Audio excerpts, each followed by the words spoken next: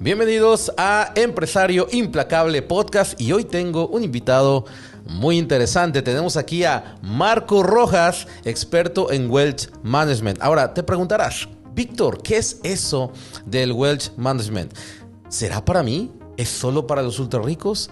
¿Es solo para los millonarios? Bueno, Marco nos dará esas y otras respuestas. Bienvenido, Marco. Muchas gracias, Víctor. Pues yo encantadísimo de estar aquí. Aparte, primera vez por acá en estas tierras de Hermosillo. Entonces, pues muy emocionado de estar aquí contigo. Excelente. Y agradezco que hayas venido para poder compartir todo esto con la gente porque hay muchas dudas al respecto. Y bueno, ese es el enfoque de la entrevista, ¿no? Que nos puedas desmenuzar qué es el Wealth Management, quién es Marco Rojas, por qué enseña Wealth Management, ya lo vamos a ir viendo, ¿va? Bueno, recopilé, Marco, algunas preguntas de la audiencia y obviamente a partir de ahí pues vamos a ir construyendo algunas preguntas que se vayan dando durante la entrevista. Entonces, una pregunta que hicieron mucho con respecto a este tema es: ¿cómo es posible que una persona logre libertad financiera sin contar con un capital y solamente teniendo un salario? Es decir, una persona empleada en alguna empresa, ¿puede ser libre financieramente? Me encanta esa pregunta y sobre todo me encanta porque creo que actualmente se le da como mucho empuje al tema de emprender porque si no, pues no vas a hacer nada en tu vida. Y la respuesta es que sí. Y de hecho, de acuerdo a mi experiencia, porque te platico, yo ya tengo más de 8 años en la industria financiera y he pasado por prácticamente pues, muchas industrias de seguros, inversiones, también en el tema de protección patrimonial. Entonces, sí, me he dado cuenta que el tener un sueldo lejos de lo que se puede pensar que es como una desventaja, al contrario, es más fácil implementar un sistema porque tienes justamente la predicción de que ya sabes cuánto te va a llegar y va a ser en un tiempo específico. Entonces, una persona que se empleó, claro que puede llegar a la libertad financiera solo con su sueldo, pero sí necesita una estrategia muy clara de pasos a seguir para que pueda llegar. Es decir que, por ejemplo, una persona que tiene pues, un sueldo fijo, ¿tiene más probabilidad de llegar a la libertad financiera que una persona que probablemente ingrese más, pero que es variable? Sí, porque, fíjate, mucha gente piensa que para llegar a la libertad financiera necesitas tener ingresos muy altos. Entonces, se enfocan en incrementar sus ingresos. Y de hecho, creo que esa es la principal razón por la que una persona decide dejar su empleo y ponerse a emprender. Y eso es un enfoque incorrecto porque el emprendimiento no debería de ser porque quieres ganar más dinero, sino porque te apasiona en lo que vas a emprender y realmente quieres hacer una aportación a la sociedad. Entonces, claro que una persona, bueno, puede ser que una persona incluso que tenga un sueldo tenga más probabilidades de llegar incluso más rápido a la libertad financiera porque puede generar una consistencia. Y justamente un punto importante y crucial para llegar a la libertad financiera es qué tanta consistencia puedes tener para pegarte a la estrategia. Y alguien que tiene ingresos más variables puede tener momentos en los que ingrese mucho y avance, pero otros momentos en los que les vaya muy mal y retrocedan. Ok, perfecto. Y hay una pregunta que es la base de todo esto y es: ¿qué es el Wealth Management? Muy bien, sí, sobre todo porque estoy seguro que casi nadie de los que escuchan la palabra o el concepto de Wealth Management saben qué es el Wealth Management. Mira, el Wealth Management es una especie de servicio que típicamente está destinado a las personas que son ultra ricas o las que ya tienen un patrimonio de varios millones, pues incluso de dólares, no nada más de pesos.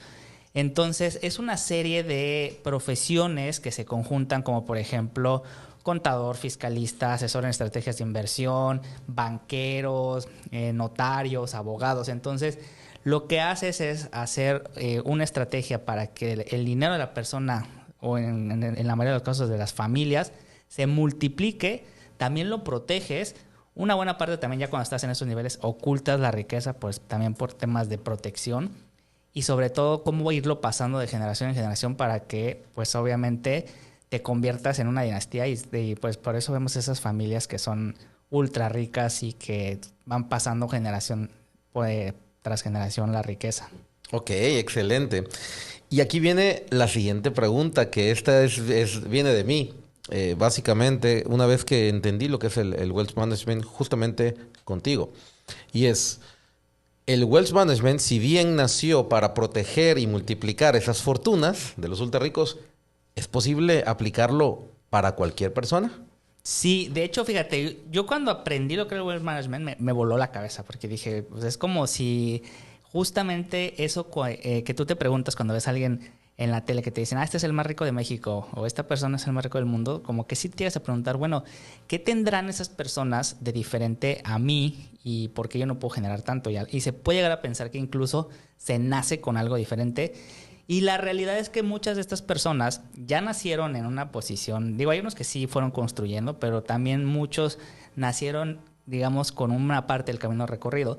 Y justamente ahí es donde entra en función una firma, o sea, porque hay empresas que no, obviamente no se promocionan como un banco, por ejemplo, sino más bien eso es como de boca en boca. O sea, yo te recomiendo al que me hace Wealth Management.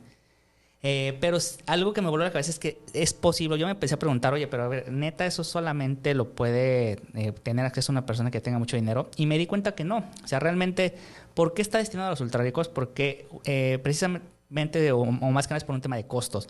¿Qué tan caro le saldría a una persona tener un equipo dedicados exclusivamente a prestarle servicios de abogados? Imagínate cuánto te costaría si tú fueras una sola persona tener un abogado, un fiscalista, un contador, un asesor en estrategias de inversión, un banquero, un notario.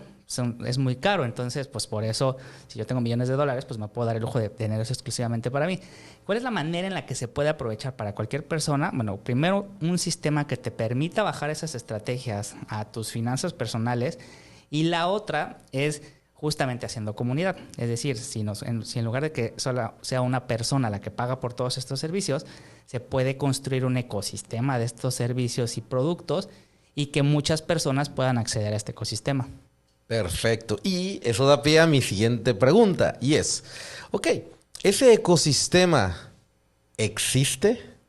Sí, de hecho, responder a esta pregunta me emociona mucho porque justamente algo en lo que hemos estado trabajando, ¿quiénes somos los que hemos estado trabajando en esto? Pues todo el equipo de The DNA Prosperity Institute, que justamente lo que hicimos fue, llevamos 4 años construyendo justamente un ecosistema de productos y servicios financieros que tienen el objetivo de que las personas puedan implementar el Wealth Management. Y de hecho somos la primer plataforma en México y me atrevo a decir que incluso a lo mejor de América Latina, que su única razón de ser es poder enseñar el Wealth Management a todas las personas. Excelente, excelente. Y bueno, hablando de DNA Prosperity, hay una pregunta muy importante y es, ¿cómo puede ayudarme esta plataforma de DNA Prosperity para lograr mi libertad financiera? Muy buena pregunta. Pues justamente porque a lo largo de estos, como dije, más de 8 años de experiencia que llevo en la industria financiera, y no solo eso, sino que ya llevo aproximadamente 3 años dando conferencias y diseñando talleres. Entonces utilizamos como todo este auge que está teniendo la educación financiera para crear un sistema que justamente te va llevando de la mano, paso por paso. De hecho, yo pude mapear 16 etapas por las que una persona puede atravesar de no tener nada, o sea, literal, tener 0 pesos en su cuenta de banco, lo que le sobró de la quincena que trae en la cartera, cómo vaya atravesando ciertos objetivos muy específicos, y son 16 etapas para que llegue a la libertad financiera. Entonces, eso es justo lo que puedes aprender en la plataforma. Excelente, excelente, Marco. Y ahora, obviamente que dentro de ese ecosistema seguramente pues hay algo del tema inversión. ¿En qué invertir si se cuenta con poco capital? Súper pregunta, y creo que la mayoría de las veces que veo que alguien pregunta en redes sociales, que también se han vuelto un foro súper importante para este tema de las inversiones, ¿en qué puedo empezar a invertir si tengo poco dinero?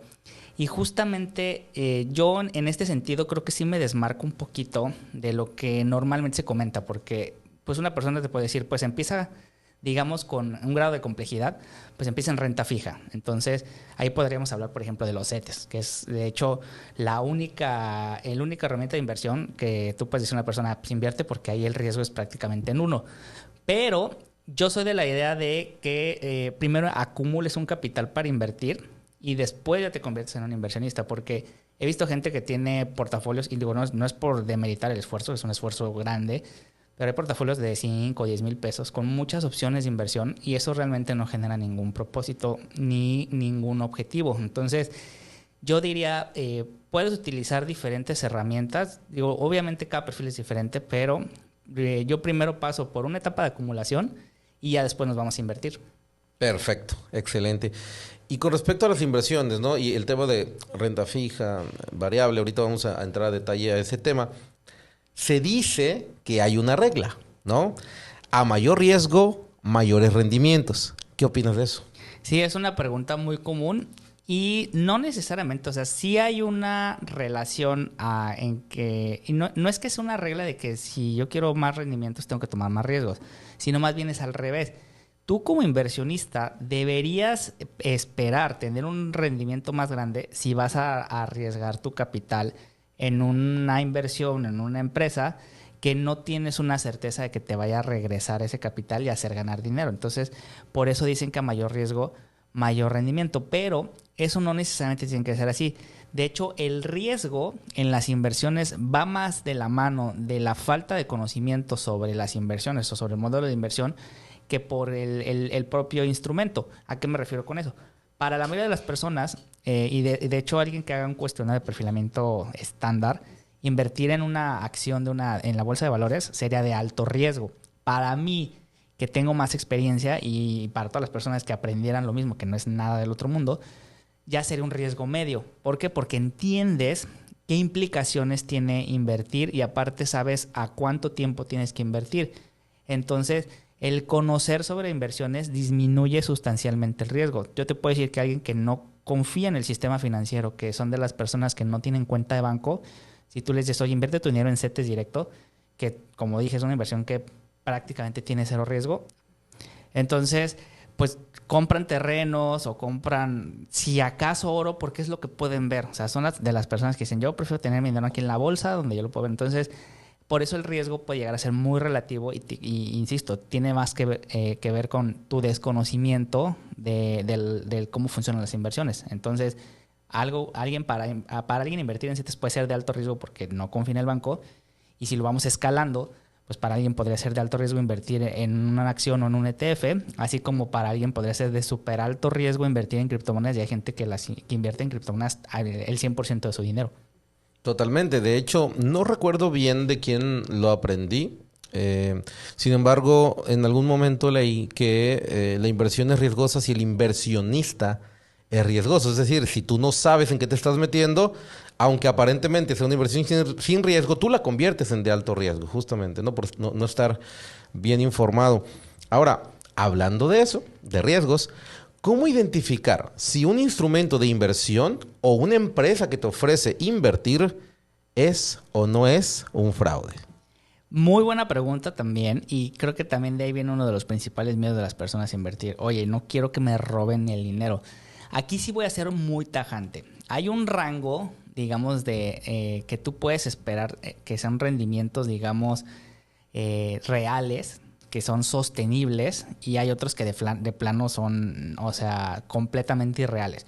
¿Dónde está el punto de referencia? Debemos de partir siempre de lo que está, digamos, asegurado, que será la renta fija. O sea, yo me fijo cuánto está pagando el CETE, y obviamente si alguien me quiere pagar menos que el CETE, pues ni le entro, porque pues ¿para qué me complico la vida? Mejor lo invierto en CETES y ya. Entonces, por ejemplo, ahorita, en 2023, el CETE te está pagando más o menos 12% al año. Entonces, si alguien me llega a ofrecer un 20% al año, pues está dentro de un rango, digamos, adecuado. 20-25% al año. Pero ya si alguien me empieza a ofrecer 40%, yo lo que les digo es arriba del 30-35%, 40%, 50%. Yo he visto opciones que te ofrecen el 8, 9 o 10% mensual. O sea, eso es una barbaridad. Tú metes esos datos a una calculadora de interés compuesto que te las puedes encontrar en cualquier buscador de internet, y te volverías una de las personas más ricas del mundo en cuestión de 5 años. Entonces, cuando te ofrezcan esos rendimientos altísimos, o sea, vuelvo a repetir, arriba del 30-35%, si es una empresa que se dedica a invertir el dinero en la bolsa o en criptomonedas, y aunque te lo pinten muy bonito, ahí ya empieza a dudarlo, porque no es algo sostenible, o definitivamente puede ser una estafa, una pirámide. Totalmente, de hecho hay muchos casos, ¿no? Conozco esas calculadoras donde te dicen, mira, tú con $100 empiezas y si vas a 5 años, 7 años ya tienes $1 millón. Pues sí, nada más que ese 7, 8, 9, 10% no es sostenible, que esa es la parte importante que hay que tener claro. Se puede llegar a conseguir, sí, pero no es sostenible y entonces eso pone en riesgo tu estrategia de inversión, que de eso vamos a hablar más adelante. Muy bien, ahora... Con respecto a invertir en ETFs, que se menciona mucho, me gustaría que antes nos platicaras qué es un ETF. Claro que sí, mira, los ETF son uno de los instrumentos en los que se puede invertir a través de las casas de bolsa, o sea, en el mercado de valores, que más crecimiento han tenido en los últimos años. Y en lo particular son de mis inversiones, una de mis instrumentos de inversión favoritos. ¿Por qué? Porque justamente son instrumentos que te permiten acceder a una diversificación muy grande con un solo instrumento. Que también más adelante les voy a platicar del tema de la diversificación, que también hay muy, muy malas concepciones de qué es diversificar. Entonces, básicamente un ETF lo hace una empresa que se dedica a gestionar inversiones y lo que hace es hacer una canasta de inversiones. Entonces, imagínate que tú agarras y dices, a ver, voy a juntar empresas que solo se dediquen al sector automotriz o empresas que solo se dediquen al sector del comercio electrónico, o voy a agarrar todas las empresas más representativas de la economía de un país. Entonces, lo que hacen es, a través de algoritmos, que esa es una característica particular de los ETFs, que la mayoría de los ETFs son de gestión pasiva. ¿Qué quiere decir esto? Un fondo de inversión tradicional, tienes un equipo de expertos que se dedican a analizar inversiones y deciden qué comprar y qué vender para generar una rentabilidad. Entonces, lo que hace un ETF es, a través de un algoritmo de computadora, tú le das los parámetros de qué tamaños de empresa, cuánto deben de valer, y si se salen de los parámetros, la sacan y la cambian por otra. Entonces, se hace de manera automática, o literal le dices, replícame este índice de la bolsa. O sea, son opciones que funcionan automáticamente. Y por la misma razón de que no hay humanos involucrados en el proceso de ver quién conforma esa canasta de acciones, los costos son muy, muy, muy bajos de administración, que es otra cosa que también no se toma en cuenta. Entonces, básicamente, la ventaja es que un ETF es como comprar una acción de cualquier empresa, pero por esa compra que haces, tu dinero se puede partir en muchos pedacitos y pues con eso el riesgo disminuye. Ok, perfecto. Ahora, con respecto a invertir en ETFs, ¿cuántos recomiendas tener en un portafolio? ¿Cuántos ETFs le recomiendas a una persona común y corriente que tenga su portafolio, ya que existen varias opciones muy conocidas y probadas? ¿Cuántos valdría la pena tener? Muy buena pregunta, y aquí empezamos a tocar o entrar en el tema de la diversificación. Mira, la ventaja de los ETFs es que también te permiten dirigir tu inversión a, digamos, campos en los que te puedas interesar. Por ejemplo, puedes invertir en sectores muy específicos como inteligencia artificial o petróleo o salud o puras empresas de tecnología. Puedes invertir en todo un país, o hay ETFs que, como dije, replican los índices. ¿Qué es un índice? A alguien se le ocurrió juntar a las empresas más representativas de un país, meterlas todas en un solo lugar y sacar un promedio de cuánto valen todas. Eso es un índice. Todos los países tenemos un índice. Aquí en México, pues es el de la Bolsa Mexicana de Valores, que aquí solo agrupa 35 empresas. En Estados Unidos, el índice más popular es el S&P 500, que agrupa las 500 empresas más grandes de Estados Unidos. ¿Qué empresas te encuentras ahí? Empresas muy conocidas como Apple, Google, Facebook, Amazon, Tesla, Starbucks, por ejemplo, ¿no? O sea, puras empresas que tú conoces. Ahora, ¿cuántos ETFs recomiendo? Y aquí es una recomendación que yo hago de manera general.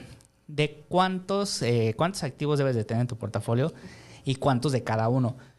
Yo considero que mientras no tengas un volumen, que normalmente se conoce como masa crítica, o sea, un volumen de dinero que tengas para que de ahí sí puedas invertir de verdad y generes rendimientos que te lleven a la libertad financiera.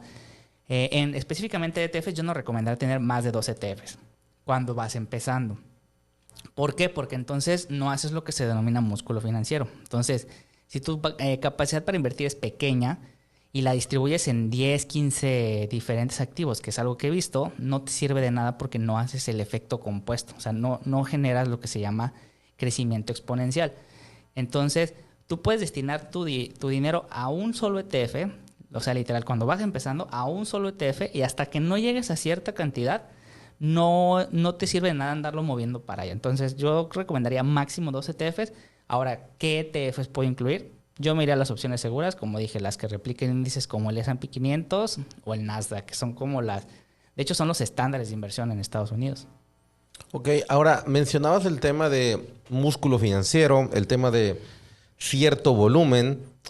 Entiendo que eso puede variar dependiendo de la persona o digamos que hay una cantidad donde ya a partir de esa cantidad dices, bueno, ya de aquí en adelante tus opciones son distintas. ¿Hay alguna cifra al respecto? Sí, mira, y esto sí es completamente mi criterio, pero es un criterio y es una cantidad que viene del análisis de justamente estos más de 8 años que llevo gestionando o viendo inversiones de las personas. Y yo he visto que, y sé que es una cantidad que puede parecer súper lejana para muchas personas, pero yo pinto, digamos, una línea de antes y después en el $500,000. Entonces, sé que tú escuchas esto y dices, oye, pues si yo gano 10, 12 mil pesos, ¿cuándo voy a juntar medio millón de pesos? Pues justamente, por eso hablaba ahí del músculo financiero y de que esto es una cuestión más de consistencia que de estar generando dinero. Si tú consistentemente le metieras una cantidad mensual a un ETF, por ejemplo, y ojo, no es recomendación de inversión, pero se lo metes a un ETF que replique al S&P 500, ahí están las cifras. El S&P 500 en los más de 60 años que lleva de existir, en promedio, si yo saco el promedio de esos más de 60 años, me da un 12% al año, que te podrá parecer poquito, pero es bastante. Consistentemente, yo más o menos he hecho cálculos. Si le puedes meter unos 3,000 pesos mensuales aprox, sí puedes llegar al $500,000 en un espacio entre 10 a 15 años. Ok, que probablemente algunos estén pensando, oye, pero es mucho, 10, 15 años. Y bueno, aquí yo tengo algo que compartir y es 10, 15 años. Van a pasar de todas maneras y puede que no tengas el $500,000 o puede que incluso no tengas nada. Entonces, por eso es tan importante hacerlo con suficiente tiempo. Muy bien. Ahora, ¿cuál crees que sería la opción más recomendable para realizar tu primera inversión? Buena pregunta. Yo lo considero que vas como por etapas. Entonces, si es tu primerita inversión, yo me iría yo lo que hago es ir cumpliendo como diferentes objetivos que justamente le van dando estructura a tus finanzas.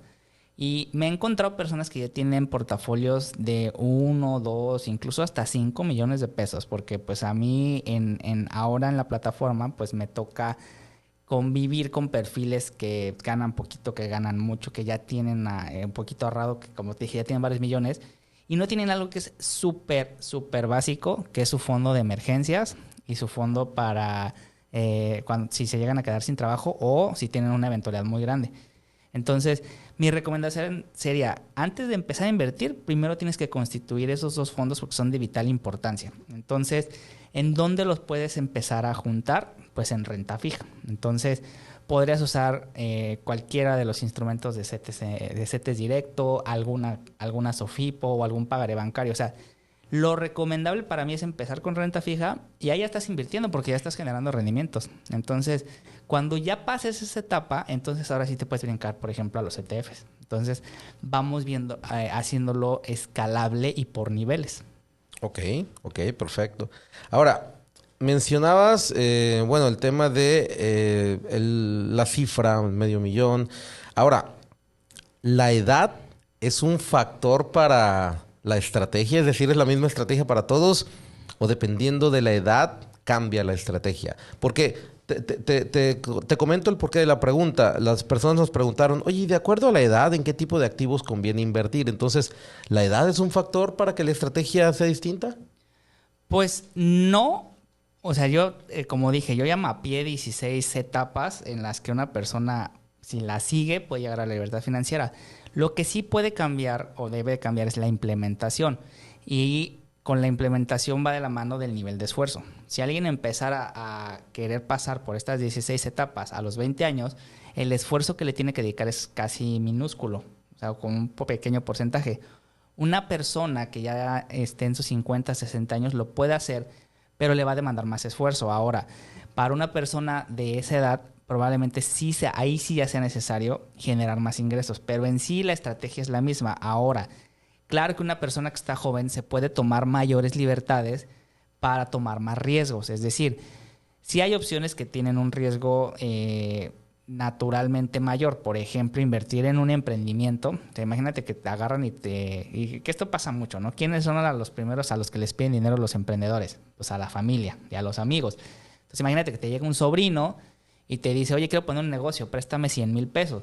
Si se lo pidiera a una persona de 30 años y perdiera esos 100,000 pesos, tiene más tiempo para recuperarlos. Una persona más grande no. O sea, ahí en la implementación sí sería de vamos haciendo un análisis de ver si lo puede soportar o no. Pero en sí la estrategia es la misma, solamente la implementación es diferente.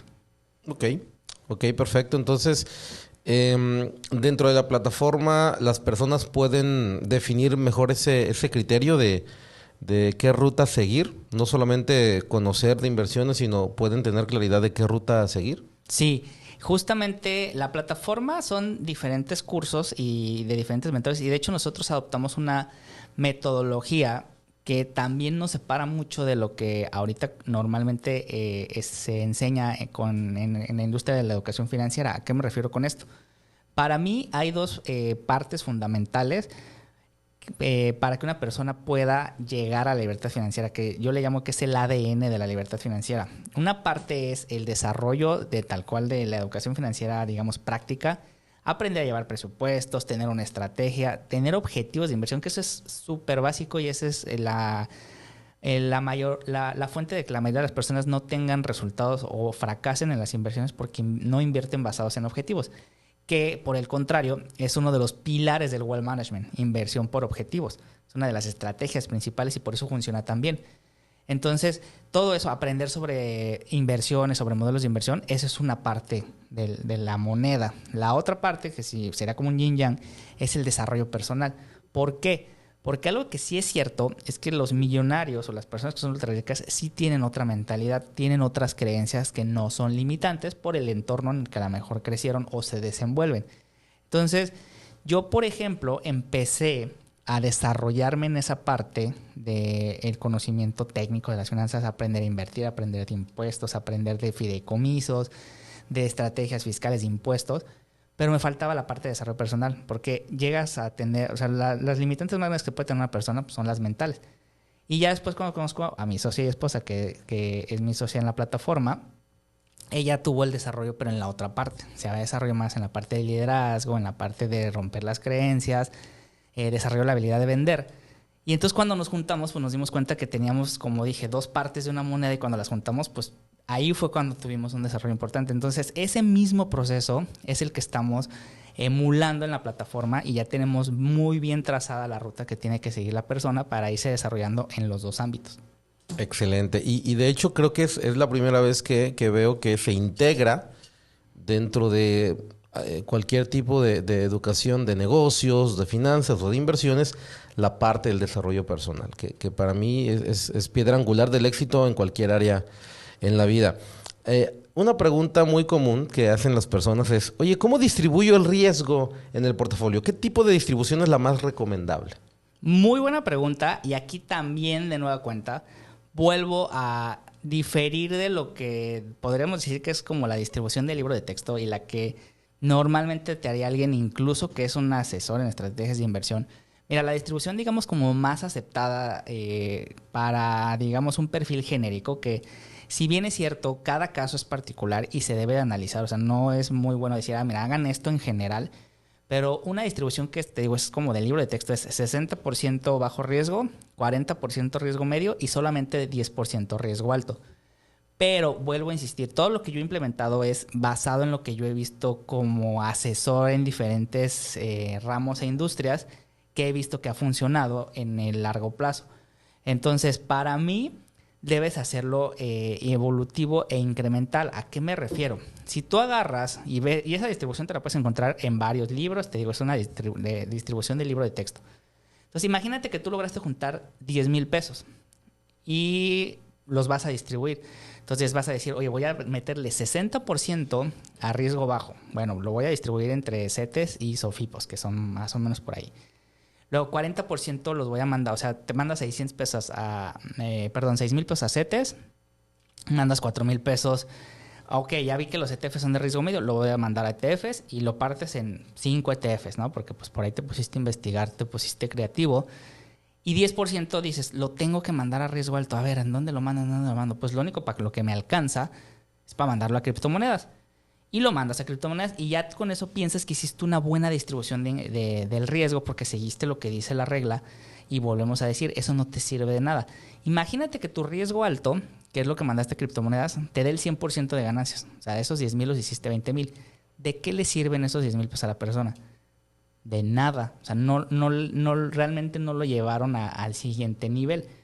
Y ahora tú puedes decir, bueno, pues ahí lo dejo. Pero justamente algo que sí pasa es, cuando tienes un riesgo alto, tienes una inversión muy volátil, ¿qué probabilidades tienes de que todo el tiempo te salga bien la inversión? En algún momento vas a perder. Es como si ahorita te dijera, oye, Víctor, vamos a echarnos un volado y cada que tú ganes el volado te llevas 100 pesos y cada que yo gane yo me quedo 100 pesos.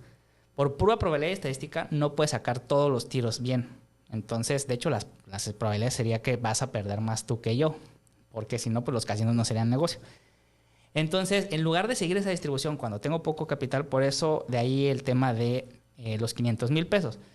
¿Qué diferencia habría de si cuando lo mandas a alto riesgo, en lugar de ganar 10,000 pesos, ganara 50, 100,000 o 300,000 pesos? Ahí sí cambia la cosa porque a lo mejor con 100,000 pesos paga los gastos de todo un año. Entonces, la distribución de ingresos para mí, y ahí entra la diversificación, va más bien en cuanto ya tengas ese volumen de inversión. Antes, ni siquiera te preocupes en meterlo en alto riesgo, dirígelo a opciones que te ayuden a crecer el capital, como los ETFs. Sí, y entiendo que te refieres, obviamente, por el bajo riesgo, crecer y proteger, ¿no? Mientras no llegues al volumen, que en este caso, en el criterio que has visto que funciona mejor, que es ese $500,000, oye, ojo, esto es como bien comenta Marco, ¿no? Es su criterio basado en su experiencia. Si alguien dice, oye, si con 400 o 600, es un criterio que ha funcionado bien, obviamente tú puedes decir, oye, pues 400, 600.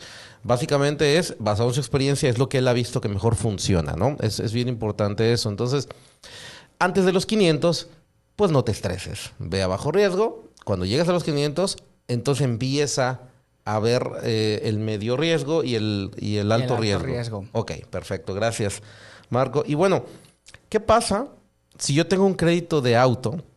¿Será recomendable liquidarlo con el fondo de imprevistos para quedarme sin deuda? Muy buena pregunta y la respuesta sería no. Mucha gente me dice, oye, es que tenía mi fondo de emergencia, ya lo había logrado constituir y que es algo que cuesta. O sea, es el de los primeros objetivos financieros que pongo a completar a una persona y le puede tomar incluso, o sea, si está en el nivel más básico, le puede tomar hasta 2 años llegar al 100% de tener estos 2 fondos. Pero ya esos serían sus primeros activos. ¿Por qué? Porque evita que te endeudes. Y de repente me dicen, ay, es que me apareció una super opción de inversión e invertí mi fondo de emergencia. ¿Está bien? Y yo, no está bien.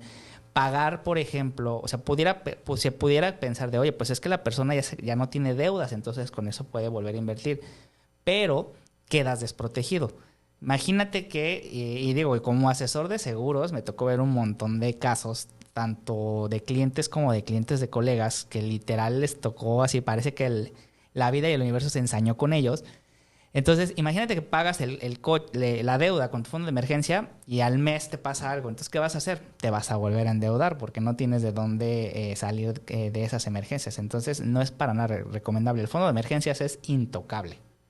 Perfecto. Es básicamente el fondo de emergencias es para lo que es. Básicamente, no para liquidar deudas, no para liquidar pues un crédito de auto o de lo que tengas. Y por eso se llama, entiendo, fondo de emergencias, ¿no? Es para blindarte de alguna situación que no estés contemplando, de algo que no puedes controlar. Y bueno, y que eso no eche a perder toda la estrategia que vienes desarrollando, ¿correcto? Es correcto. O sea, de hecho, los países, por ejemplo, tienen su reserva de dinero y así estén en la peor de las crisis, no sacan esas reservas y se las reparten a la gente. O sea, tú puedes decir, oye, la gente está muriendo de hambre. No toco mi reserva. Los bancos no tocan su reserva porque quiebran. Las empresas que se acaban su reserva son las que quiebran. Entonces, ese mismo mecanismo no está exento de nosotros. Lo que pasa es que pues nosotros como personas, ¿qué hacemos? Nos endeudamos, nos deshacemos de todo el patrimonio, pero sí hay personas que en Estados Unidos, tú como persona sí te puedes llegar y declarar en bancarrota.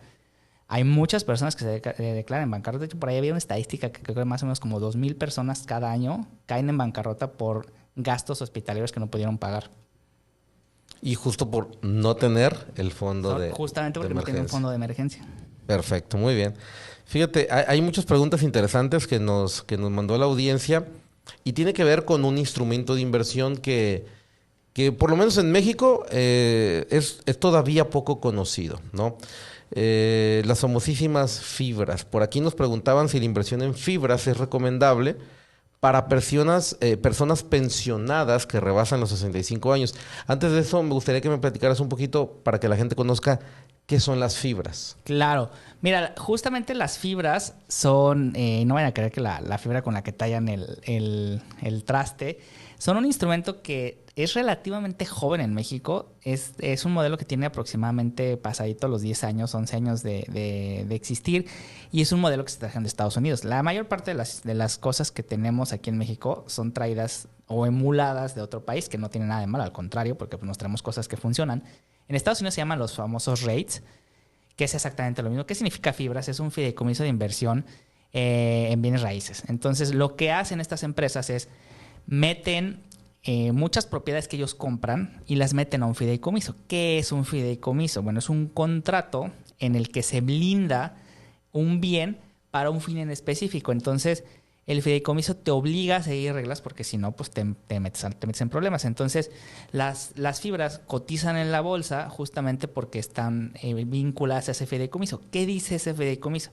Que el 90%, y esto es lo interesante del modelo, el 90% de las rentas de esas propiedades se tienen que distribuir entre los que tengan un título de la fibra. Entonces, con eso tú tienes una garantía de que te van a estar distribuyendo el mayor porcentaje de las ganancias por rentas. Entonces, literal, las empresas que constituyen una fibra, pues compran bodegas o compran plazas comerciales.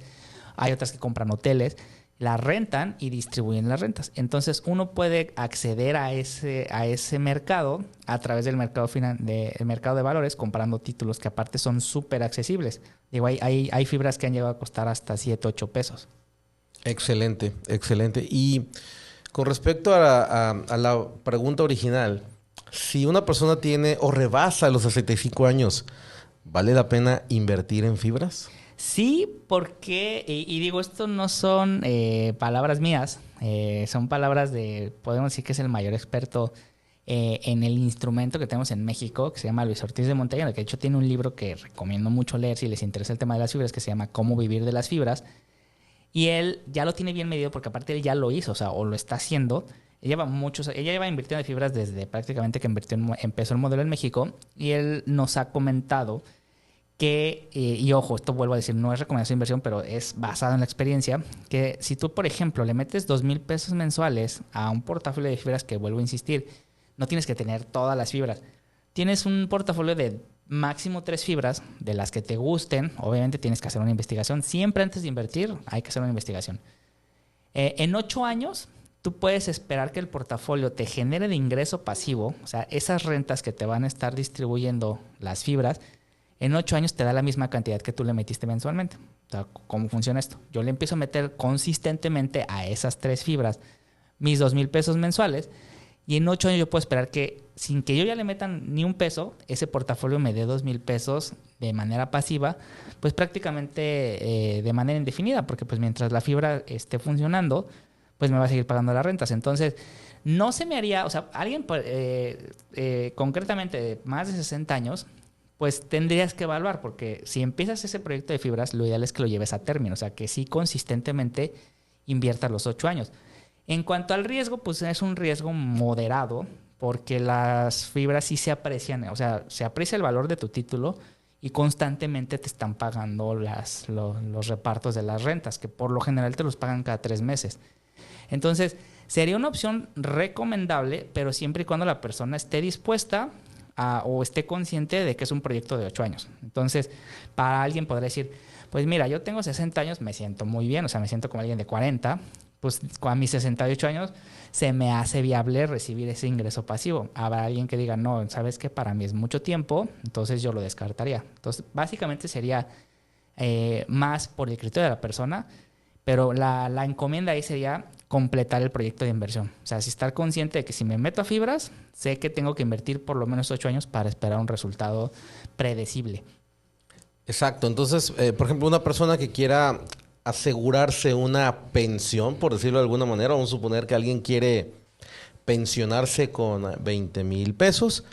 Bueno, si tiene la posibilidad de ir metiéndole esos 20,000 durante 8 años, aunque ya dejara de meterle, en este proyecto de 8 años podría estar más o menos generando esos 20,000 pesos, ¿correcto? Sí, no es una regla como tal, o sea, no es como que pasan los 8 años y al siguiente día ya. Es gradual, obviamente tú vas a ir viendo cómo se va comportando tu portafolio, porque todo esto es variable, o sea, no es como de, entonces 8 años y ya, así como que lo pongo en el calendario y ese día ya empiezo a recibir. Pues no. Ahora, si no puedes meterle los 20,000 y le metes, por ejemplo, una tercera parte, pues lo único que tienes que estar consciente es que a lo mejor no son 8 años, el tiempo se empieza a extender, pero a mí lo que me gusta de este tipo de modelos, y por eso las inversiones en la bolsa son de mis inversiones favoritas, es que de todos los modelos que yo conozco, son de los que más resultados predecibles puedes encontrar, porque ya tienes muchos datos de muchos años atrás que los hacen justamente no predecibles, pero sí los puedes esperar una cierta consistencia. Exactamente, esa es la palabra importante en inversiones, que es consistencia. Ok.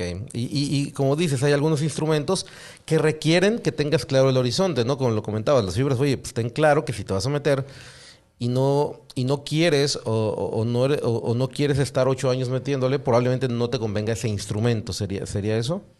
Más bien, no esperes tener el resultado en menos tiempo, porque ese es otro error que incluso es algo en lo que yo tuve que aprender a la mala. Le quieres ganar al mercado. O sea, por ejemplo, tienes una persona como Warren Buffett, que es súper, o sea, es un referente en el tema de la inversión en la bolsa, y es la única persona que pertenece al top 10 de personas más ricas del mundo que jamás inventó nada, ni produjo nada, ni hizo nada. Él lo único que hizo fue consistentemente invertir en el mercado de valores durante mucho tiempo. Entonces, él es la prueba viviente de que el mercado de valores puede generar millonarios si se hace de manera consistente. Pero lo que pasa es que la mayoría de la gente le quiere ganar. Es como si le quisieras ganar al tren. Todas esas personas que ves que el tren se las lleva es porque no entendieron y pensaron que ellos le podían ganar al mercado. Y la verdad es que no es cierto. Eso me pasó a mí con clientes de, oye, vamos a meterle y vamos a andarle moviendo. Y tuve otros clientes que no movieron nada. Y al final de 3 años, el que ganó más dinero fue el que no movió nada. Y el que le estuvimos ahí moviendo y jugando, pues no es que le haya ido mal, pero al final la consistencia siempre le va a terminar ganando. O sea, es muy difícil ganarle al mercado. Y bueno, continuamos con una pregunta que desde mi particular punto de vista es muy interesante porque tiene que ver con un tema legal. Y es, ¿qué es lo mínimo que debería tener un contrato en cuanto a su redacción para tener certeza legal y no caer en un fraude? Buenísima pregunta, y la verdad es que es algo que no se le da a veces mucha importancia porque, mira, yo lo he visto muchas veces.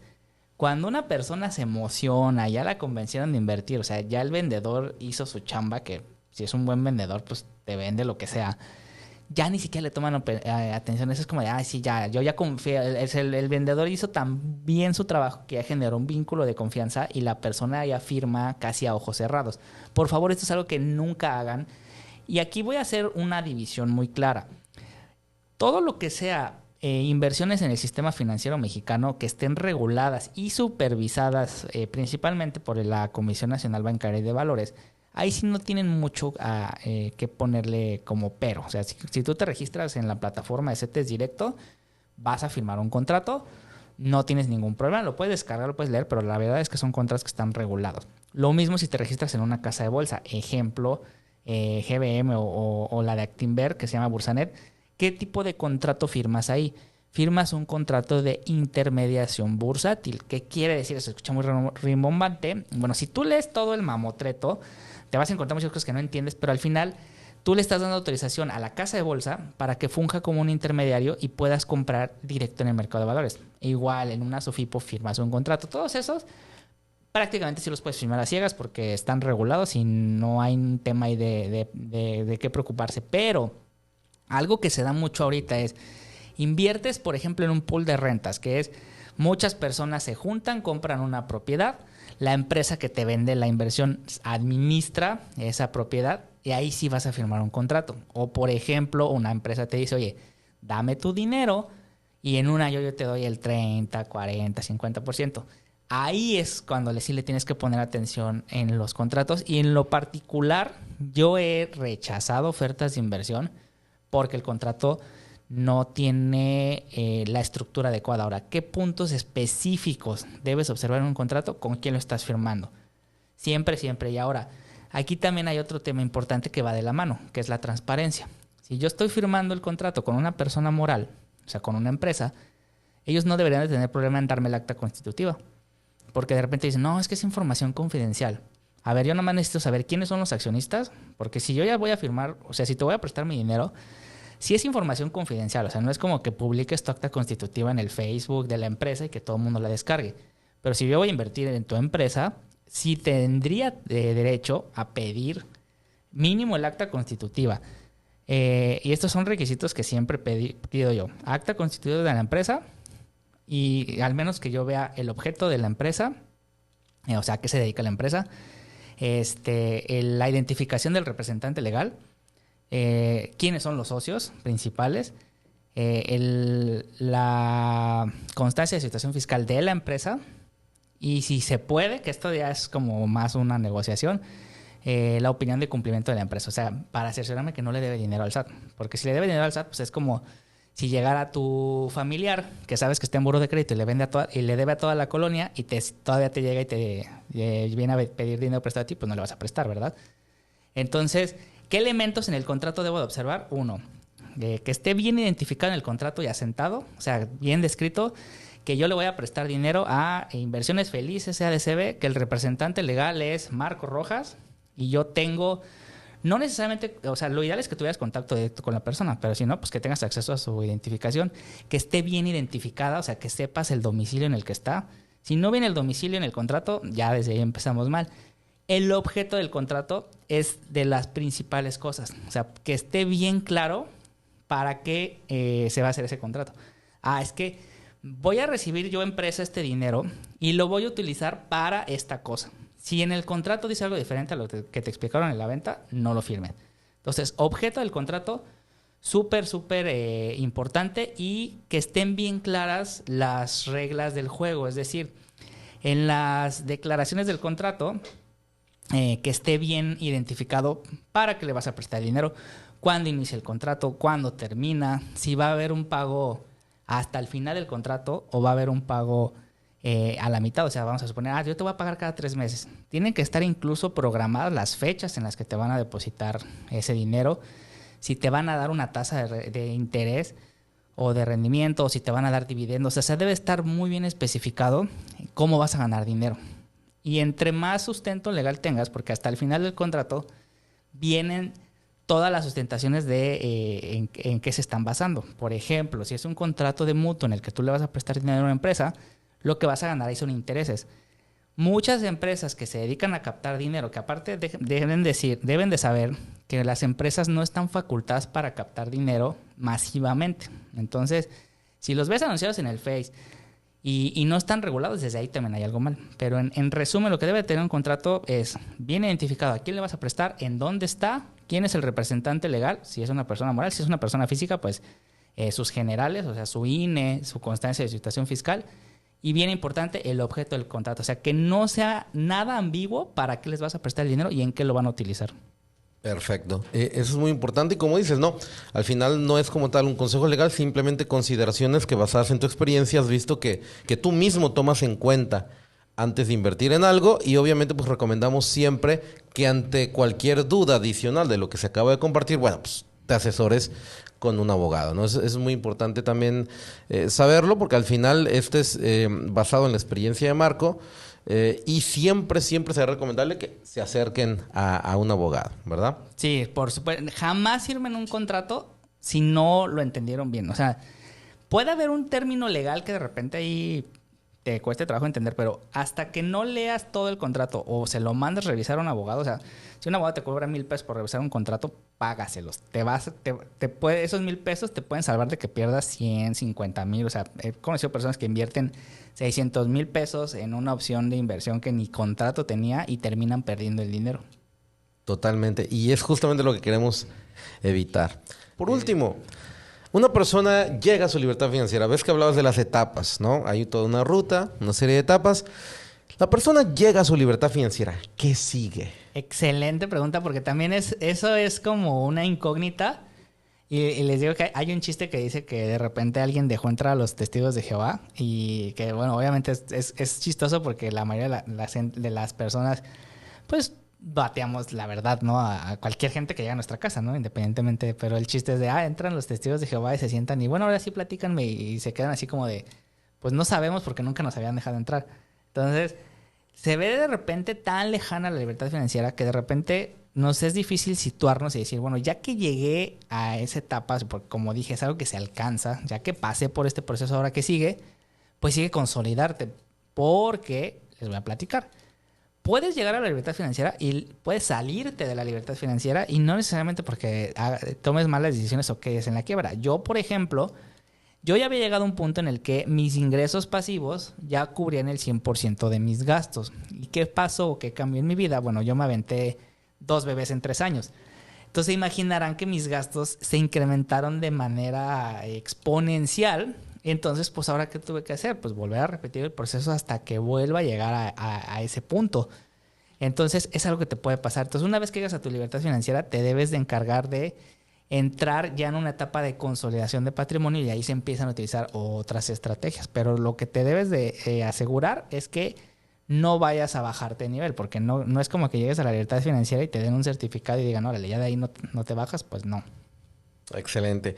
Y bueno, ya para despedirnos, me gustaría si solo pudieras compartir una frase y esa frase fuera vista por 7,000 millones de personas, ¿qué frase sería?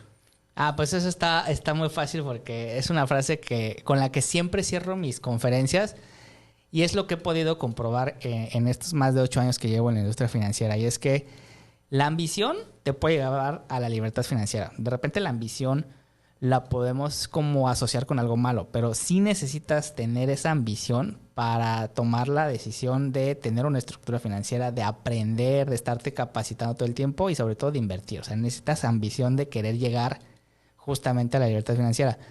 Pero la codicia te puede llevar a la ruina. Y he visto muchas veces cómo la ambición se convierte en codicia y ya sé que tengo el proceso, no confío en mi estrategia y quiero acelerarle y quiero ganar, y es cuando caigo en un fraude, es cuando pierdo todo mi dinero y vuelvo a empezar y pues me frustro. Entonces, la vuelvo a repetir, la ambición te puede llevar a la libertad financiera, pero la codicia te puede llevar a la ruina. Excelente, pues muchas gracias, Marco. Creo que las personas que escuchen esta entrevista definitivamente van a saber cómo acercarse al Wealth Management y van a descubrir que es perfectamente viable para cada uno de nosotros. Y que bueno, hay una plataforma de DNA Prosperity Institute donde pueden aprender eso para que sigan la ruta, estas etapas que mencionabas, para que hagan del Wealth Management y de la libertad financiera algo totalmente viable y real para ellos. Gracias nuevamente, Marco. No, pues al contrario, Víctor, muchísimas gracias por tenerme aquí y yo encantadísimo. Gracias a todos.